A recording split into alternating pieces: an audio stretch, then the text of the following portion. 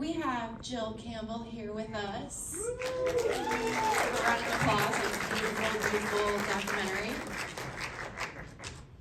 So Jill, you obviously had a very personal insight. Oh, I'm gonna cry, I'm still not like fully recovered from this film. You had such a personal insight into this amazing, amazing life and legacy.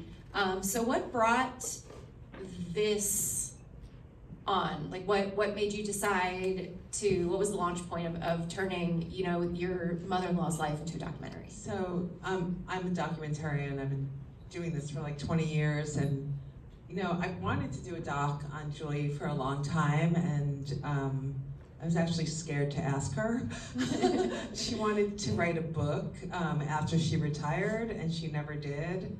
And during the pandemic, we kind of moved in with her. She was living at the farm with Bruce, who's now my ex-husband, and we're a modern family, and everything that she was saying, she was just like so in touch with mortality and all her memories, and I kept taking my iPhone out and filming her, and then I was like, I just have to do a doc. This is crazy. So I talked to Bruce, I talked to Julie, and I came back with like my professional equipment, and we kind of camped out with her. Like we just had the camera, we had sticks, like the camera on sticks in the house, and like we would just kind of wait for times that were like everything that was verite was just spontaneous, even the interviews, because she was in her 90s. So like we did, you know, to sit her down and do like a real formal lit interview wasn't working, but it just came out so much more authentic, I thought. Like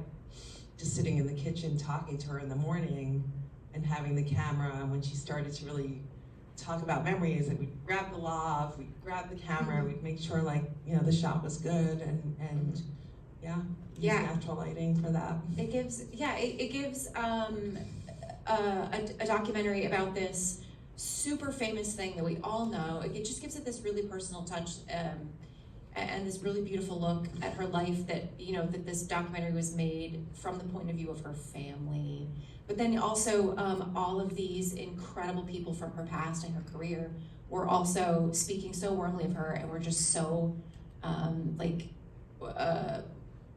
we're just so like happy to talk about Julie. They have such warm memories of her. What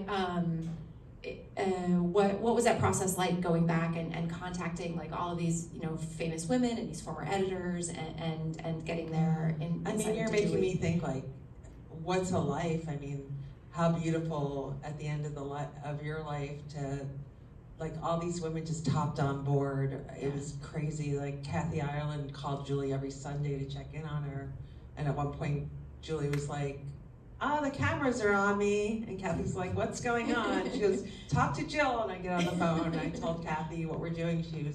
She's like, oh my God. She was like 100% in, and she was kind of like my tentpole. And then when she was in, everyone I contacted was like, yeah, I'm there. I mean, she literally launched their careers. Yeah. In fact, I had to like turn away people, which was really hard. But like when you're making, I just actually chose the women that she was really closest to and spoke to often. Like she was really, the women that are in this film, she was really close to, but like literally, you know, it could get redundant how many people can tell the same story. So I wanted each woman to tell a different aspect of Julie's life and their own story. And it's fascinating that even today, you know, in 2025, there's so much controversy over women's bodies and showing women's bodies and whose gaze is it. That these women who were the cover models, they were the women on the pages, they are here saying, no, this was a good thing. She launched my career. This woman is powerful, and she gave me power. I love the conversation. I love when Stacy says, like, you know, they can't sexualize us. We could be sexual. They can't sexualize us. Yes.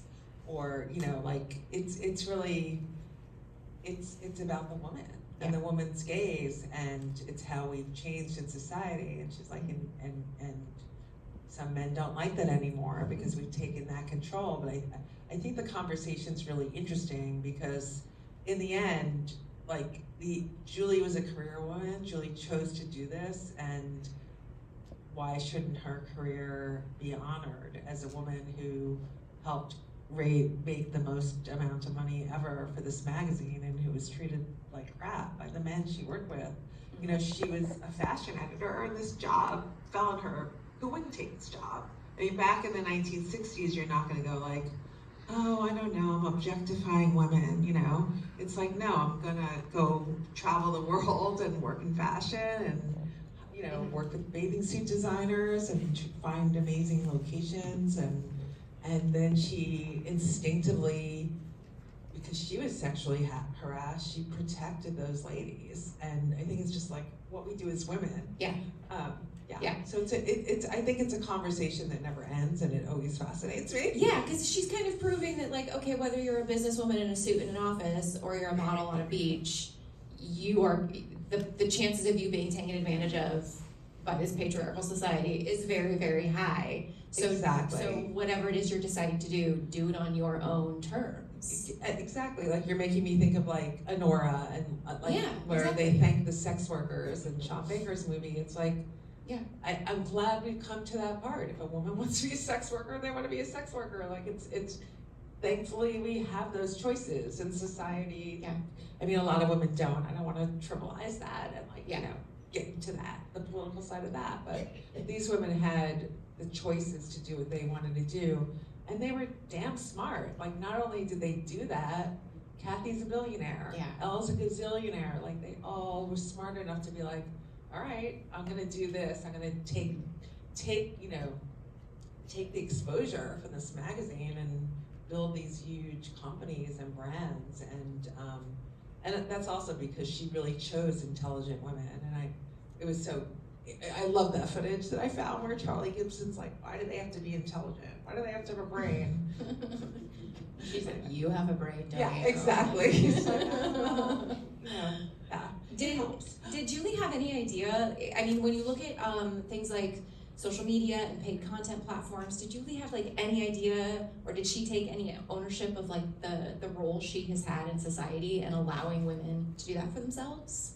No, I mean, she's a very humble person and a very simple person, and she did not even, we kept buying her laptops. She's like, I'm gonna try to use this. And that's what was cool about Julie and all those photos, is like, her whole life was analog. Nothing was digital. And that's why it was like a joy to do this film. And then like when I was showing her Instagram, like she was very interested, because I would always go there and I would pick up, you know, I'd show her all the models' Instagram pages, and she would comment, and sometimes they would be really funny, like, oh, she got old, oh, she did too much work. Or she would be like, they're awesome, I love her, I miss her, blah, blah, blah, blah. But it was like, really, it was fun. Yeah, and she had such a beautiful take on, and it's so true looking back these images, there is almost like an innocence to these images, and this quality of like modesty that she always maintained, even in the most sexy photos. Yeah. But it's like, these photos are iconic. Yeah. They're so iconic. Like, we would not have the media we have today if it weren't for the work that she did on these pages. That's a beautiful thing to say. Yeah. And to me, they're art. She created art, yeah. And she was an artist. And you know, what do we do as artists? What do we do as filmmakers? We find the photographer, we find the location, we find the subjects or cast, and we hope that magic happens. And that's what she did, and she did it on film. And these are a very different feel to this work than, because it wasn't digital, and because of, you know, everything's faster today. They don't have the budgets. She didn't make as much as the men, but they gave her the budgets to do whatever she wanted. Yeah. So she could go to all over the world, and there's power in that. Yeah, there's total power in that. Yeah. Since you know, Julie's world was analog, has anything been done to like create archives of all this like amazing stuff she had in her home? I mean, so we're the ones who found it, and my partner and I, you know, for the last 4 years have been digitizing everything. And we're continuing. There's like so much, we probably digitized like 10,000 pieces of material, and there's probably like 40,000 more, but we continue to do it. Yeah. And I think I want to do a book of the Polaroids at some Yeah, point. it's It's like the Polaroids she owns, they're insane.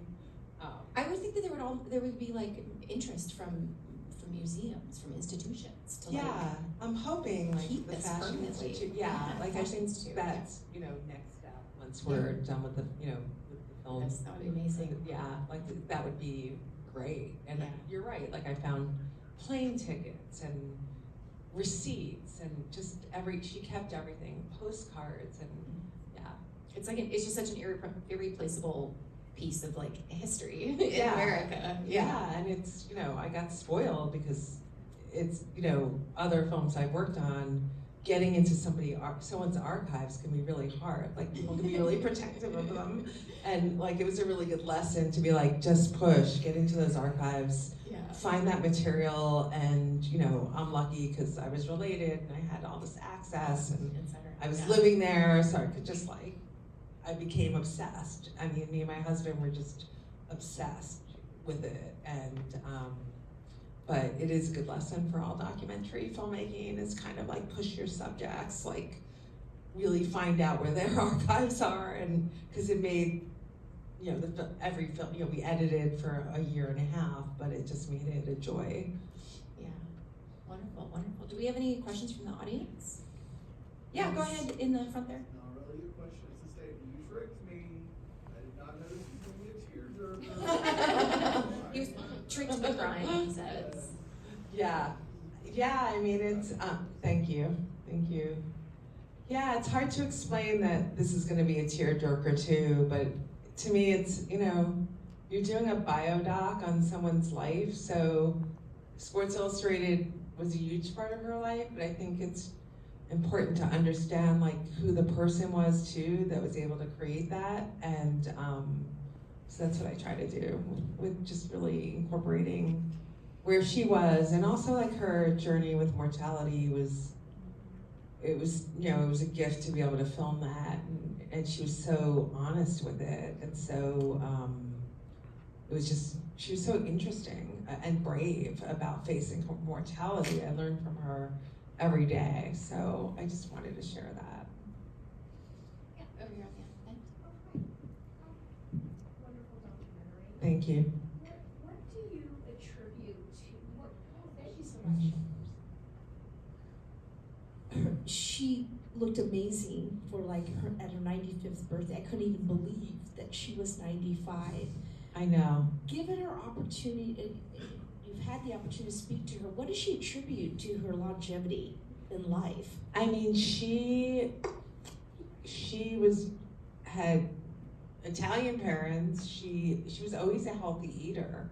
From the time I knew her, she's the one who introduced me to good olive oil or really good food. Or at one point I wasn't eating meat, but she would buy really good meat and cook. She was just she didn't work out, but she was just always naturally thin and just very healthy what she ate, and she gardened and she did get exercise. So I think it's genes, but I think she really did. She had a scotch every night until she died, and loved her red wine, which was fun. And I mean, I know she looked amazing. It was crazy, and that was another reason why I just wanted to film her. I have a lot of fun things I'm going to start sharing on social media, once we get into distribution, that are behind the scenes of that. So, Thank you. You're welcome. Yes. How old was she when she was retired? 72. Okay, because I think Yeah, so she wasn't young, but she didn't look like a 72-year-old.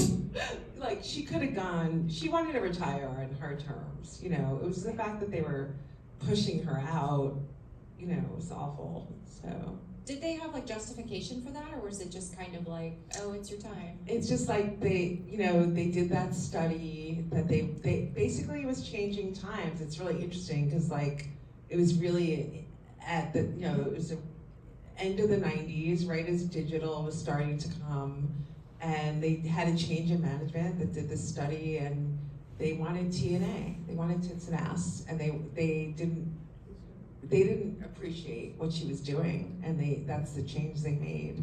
And you can see in some of the cover, like what MJ's doing is amazing, but like some of the covers right after she left, and this is not the editor's fault, because I'm sure the men really, like the work is very different than what Julie is. It's night and day. Yeah, So. she truly was like the gatekeeper to the magic of this. She really was, and she learned in 30 years how to do that, and I think the woman who came in after her just didn't have that experience, so they walked all over her. So it's nothing, not against that woman. How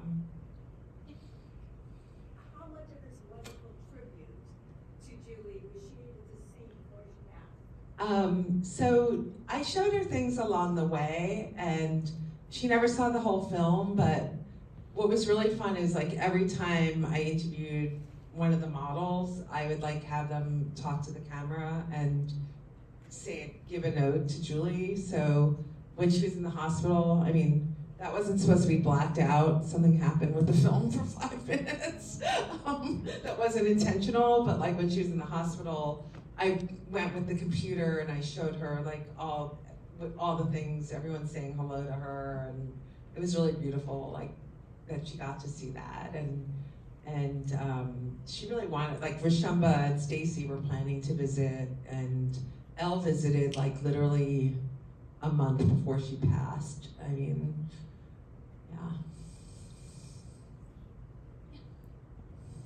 She lived a really like long and beautiful life, and you don't have it so much in a documentary. Is there pieces or certain things that were like really close to making it but didn't make it in? Oh my God, yeah. Like every time I watch it, like it's like, how do you kill your darlings? And I mean, I think that's what's great about like the internet now, because I feel like, you know, we're gonna have to do like a huge social media campaign, so I could put those outtakes on. Just, she had these words of wisdom, like the interview where she's sitting in the kitchen in the red hat, and it was like, I filmed her for 3 hours. We had a 3-hour conversation that day, and the pearls that she was saying about life, like we can all learn from that. It was beautiful. Then she had like this really funny saying to me, like she, you know, when she was in the hospital, she was like, you know, I hope you remember me after I pass. And I was like, well, I hope you send me a sign, like send me a sign. And she goes, I will. And I was like, well, what's the sign gonna be? And she said, well, I'll be a pain in your ass. So, and she's also like, she gave me this ring. What's really beautiful is like I got remarried, and on the morning that I married my second husband, who she loved, we're a modern family, I get a package and it was this ring, and she sent me this ring, and like, I wear it all the time. She's with me, I think about her, like, I feel like it's my good luck ring with this film. When I take it off, something bad happens. I get rejected from a film festival, or like when I'm wearing it, something good happens. So it's like I can't take it off. But it is. I feel like she's really here with me with this ring. So it's cool. So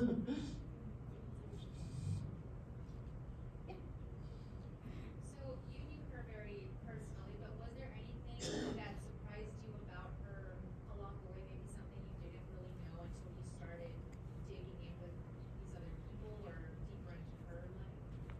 Yeah, I mean, I didn't really know anything about her professional life. I mean, I knew what she did and that she was well known and she worked with these models, but she would come home to the farm and she just wanted to make a bowl of pasta and not talk about work, like a lot of us at the end of the day.